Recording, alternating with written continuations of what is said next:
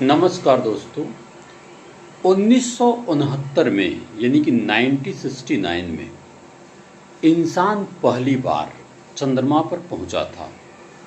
लेकिन दरअसल अब लक्ष्य केवल पहुंचना नहीं है, अब लक्ष्य है चंद्रमा पर रहना।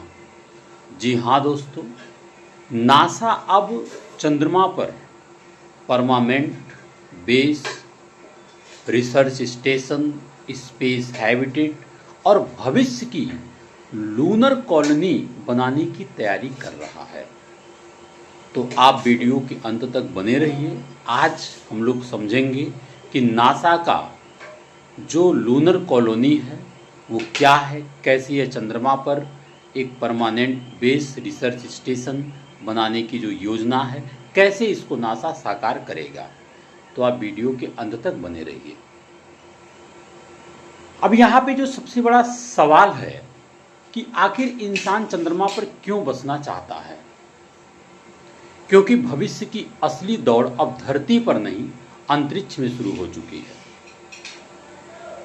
Moon technology, space mining, space economy और डीप स्पेस मिशन में आगे जो देश होगा, अब वही देश आगे सुपर पावर माना जाएगा।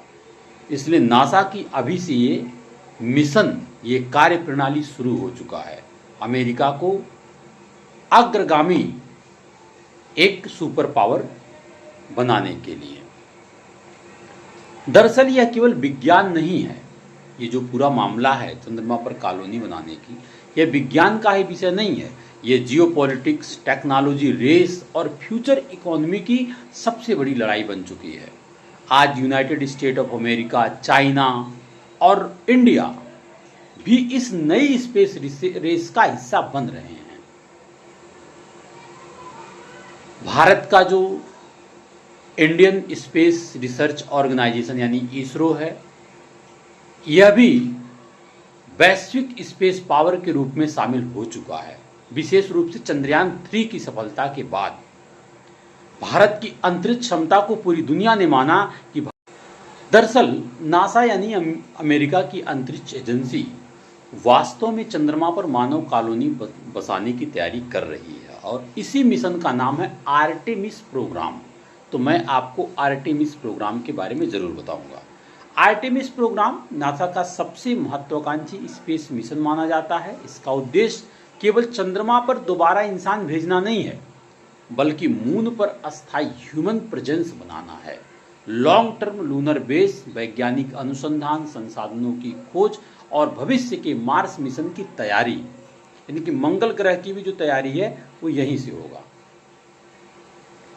आखिर में मून पर जो कॉलोनी बनाने की ज़रूरत है, ये क्यों नासा को पड़ी? तो सबसे बड़ा जो सवाल है यह है कि मार्स मिशन की तैयारी। नासा मानता है कि चंद्रमा मार्स मिशन के लिए टेस्टिंग ग्राउंड बन सकता है, क्योंकि मून पृथ्वी के अपेक्षाकृत करीब है और वहाँ नई तकनीकों का परीक्षण आसान हो जाएगा, लाइफ सपोर्ट सिस्टम की जांच की जा सकेगी।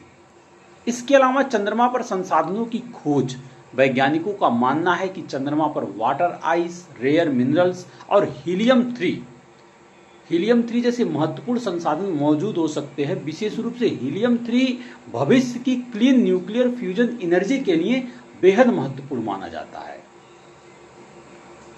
इस प्रकार अब आपको मैं समझाऊं कि हीलियम 3 क्या है।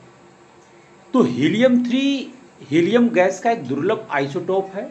सामान्य हीलियम में 2 प्रोटॉन 2 न्यूट्रॉन होते हैं, लेकिन हीलियम 3 में 2 प्रोटॉन प्लस केवल 1 न्यूट्रॉन होते हैं। यही से विशेष बनाता है जो हीलियम 3 है।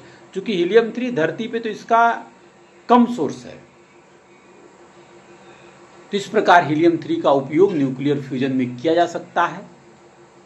फ्यूजन यानी कि 2 छोटे छोटे परमाणुओं को जोड़कर बहुत बड़ी मात्रा में ऊर्जा पैदा करना। जैसे जो सूर्य के पास जो ऊर्जा का स्रोत है वह फ्यूजन ही है, न्यूक्लियर फ्यूजन ही, ठीक है।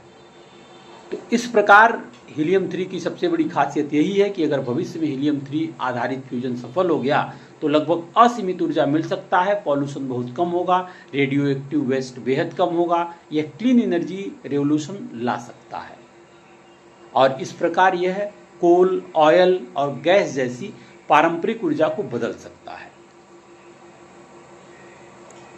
अब देखिए, वैज्ञानिकों का मानना है कि पृथ्वी पर आपको पता है हीलियम 3 बहुत कम मात्रा में मिलता है, तो वैज्ञानिक मानते हैं कि चंद्रमा की सतह पर सोलर विंड के कारण हीलियम 3 की मात्रा ज़्यादा है, जमा हुआ है।